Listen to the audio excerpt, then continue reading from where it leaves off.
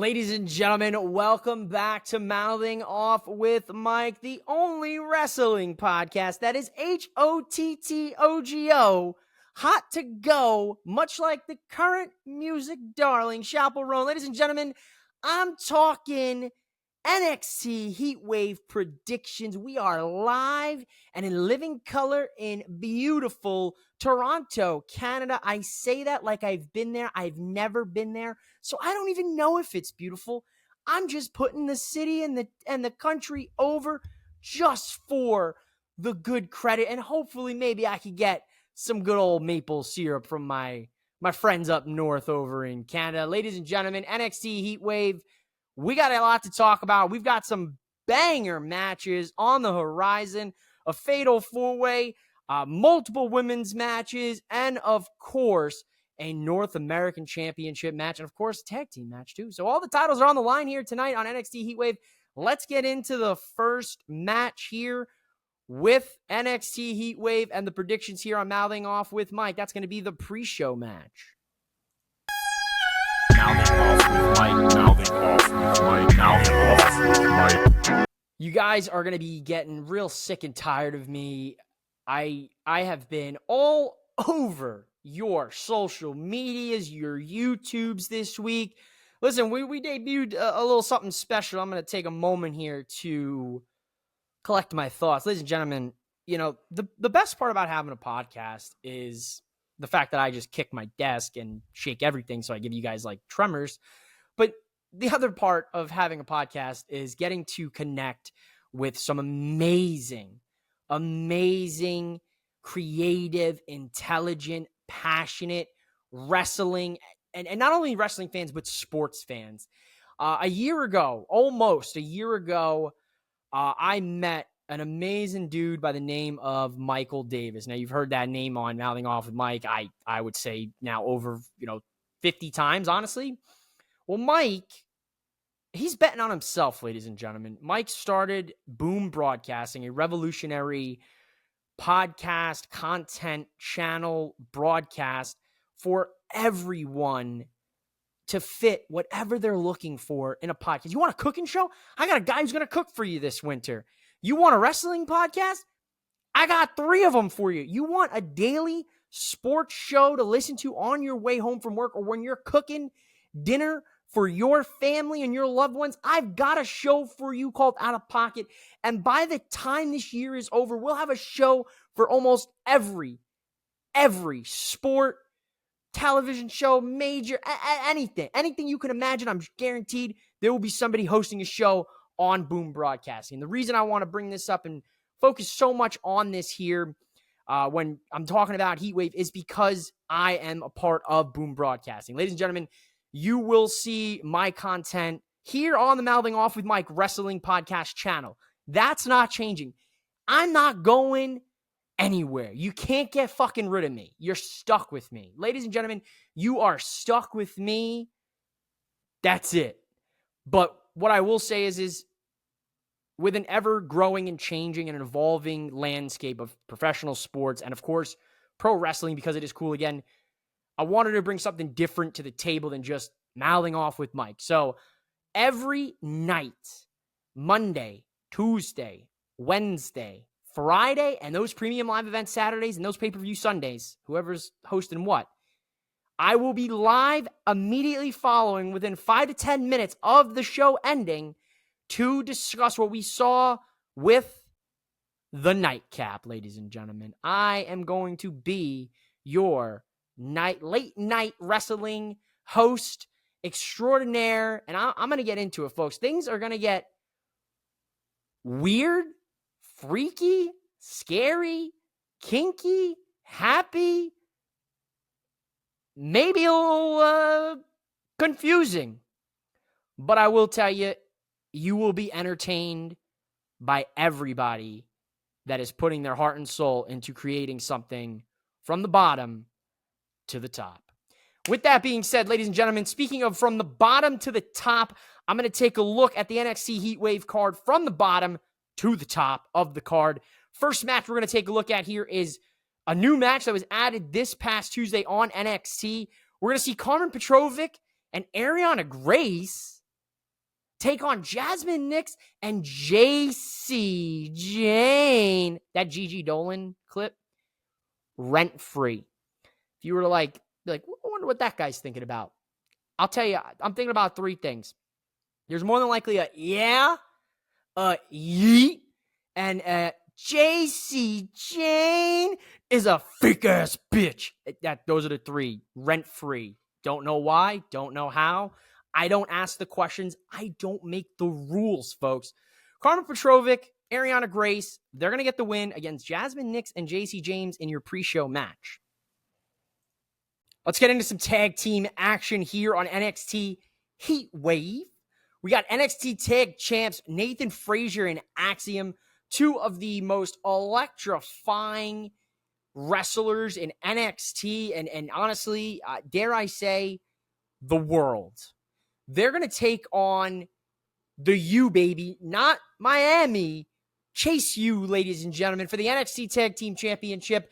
And I'm going to make a bold prediction here on Mouthing Off with Mike. I'm telling you right here, right now, and new NXT Tag Team Champions, the U, ladies and gentlemen. Chase U is capturing NXT Tag Gold for, I believe, a second time. And this time, hopefully, Andre Chase doesn't gamble him away. But honestly, I wouldn't be mad if he gambled him back into the hands of the family. I'm missing Tag Gold around the family. How come the consigliere, all right, and Stacks, they're not competing for the Tag Gold? What? Get him in the tag division. Tony D, clearly, he's a singles competitor. And we got the Riz, Adriano Rizzo. What are we cooking with her? Get her back in the ring. She was having some good matches. Even though she's relatively new to the scene, she's having some good matches with Miss Parker, Jada Parker, who we saw in NXT in a fantastic street fight against Michin, which she won. Which, to be honest, feel like that should have been on this card. But I digress. I'm happy with it. This is a really good card. So don't think I'm throwing stones in my glass house here. No. Nay. I'm saying is that match quality and Sean and myself on the nightcap Tuesday night after NXT discussed how damn good that street fight was. Dude, Jada Parker put Michin through the wall with her ass. On top of that, Michin busted out the nuts and bolts. And they used to tell me that I got nuts and bolts inside my head. No wonder why I started a wrestling podcast, I guess. Listen, I a little confused on that decision, but hey, it is what it is. New tag champs.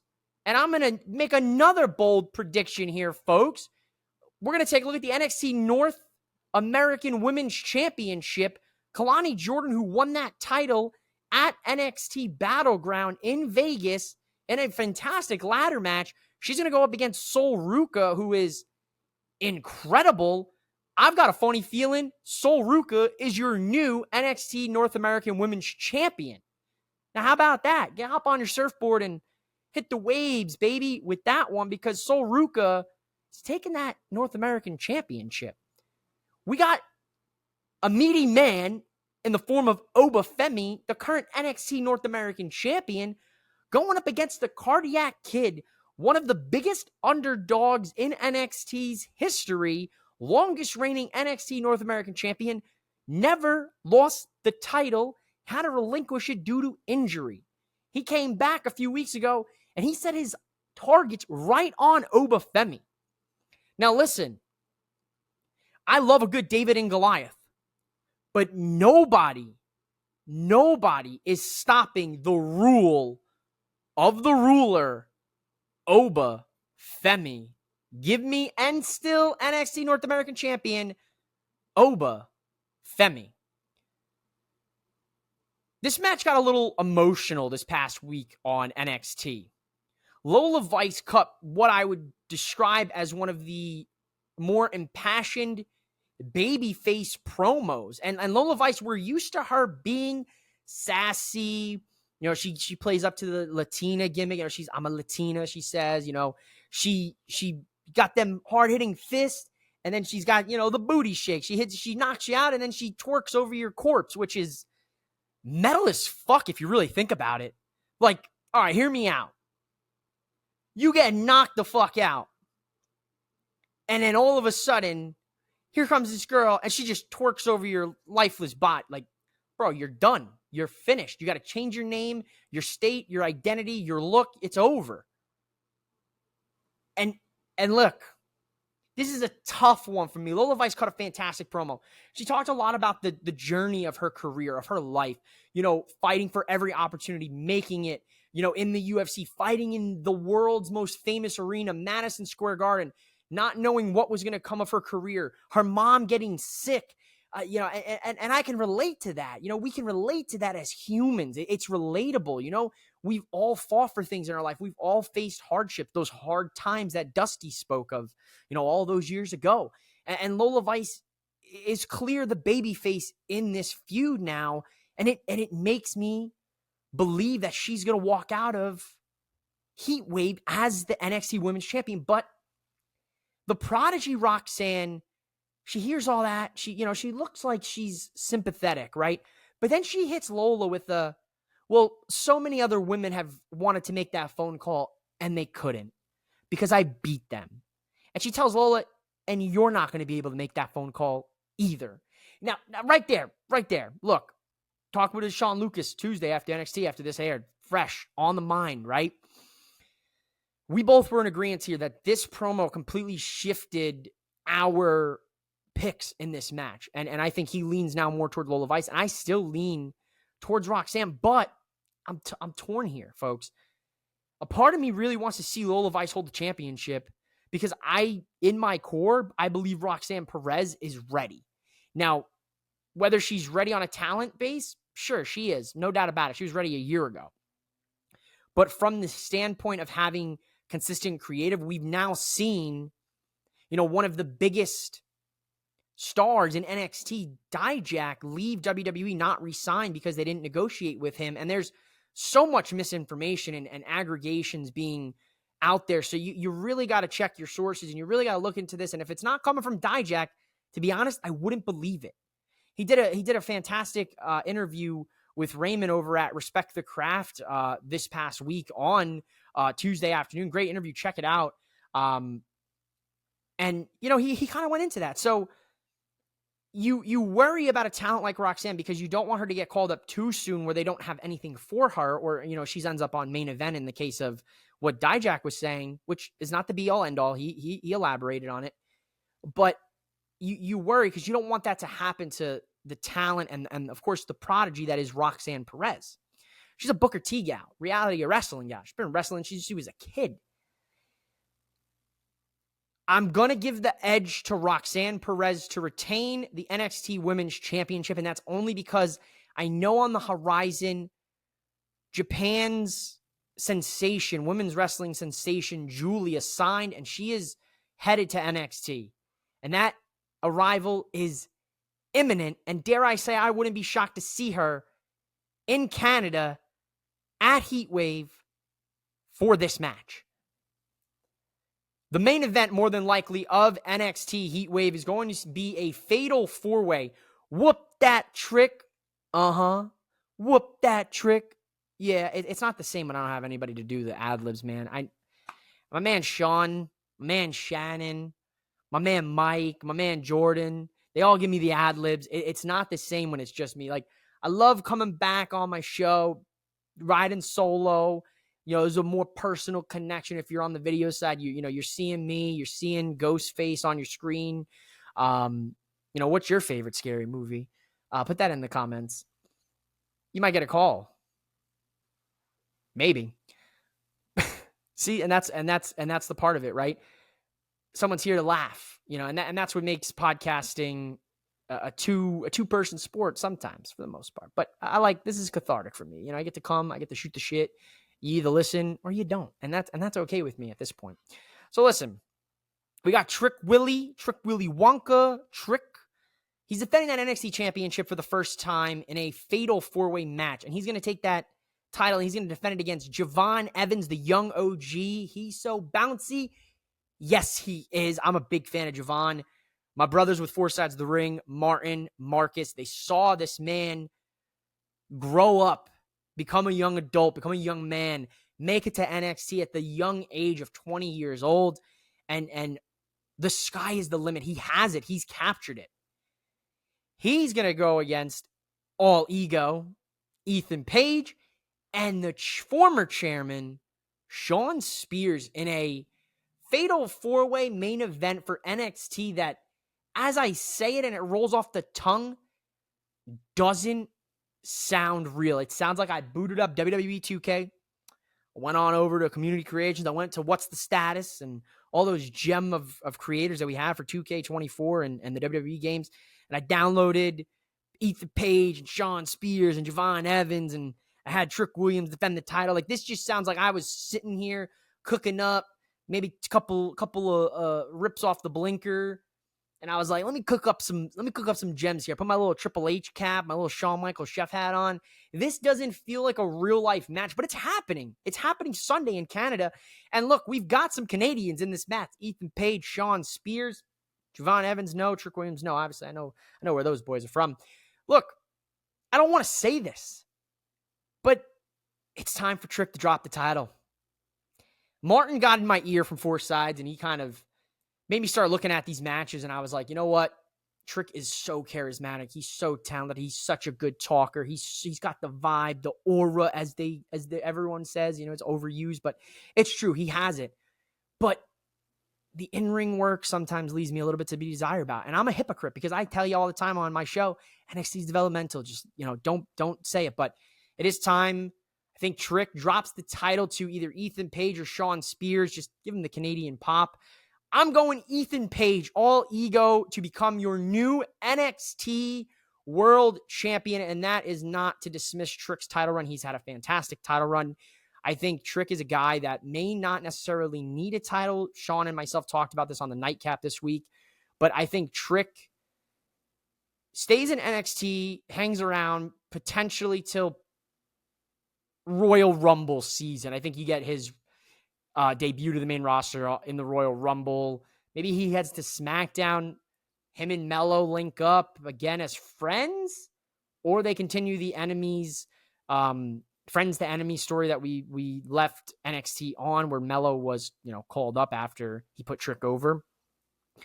I'm very intrigued to see what happens here. NXT Heatwave has my attention. All of these matches are going to be fire, pun intended. It's Heatwave.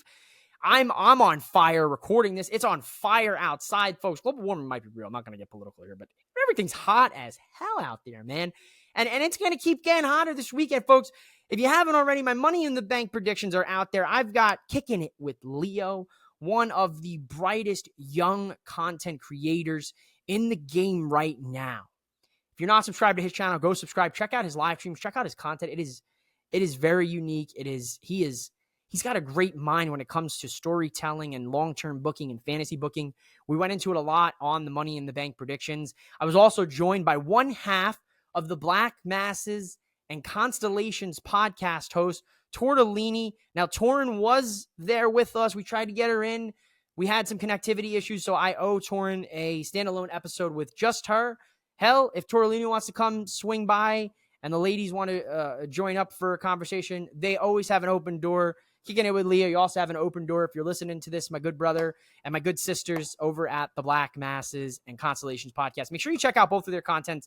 Their information is in the episode description of Money in the Bank, and you can also check them out on Twitter, as I do. Follow them at MOWM_podcast. Last piece of, hate to say it, but housekeeping items. Folks, I laid down the gauntlet.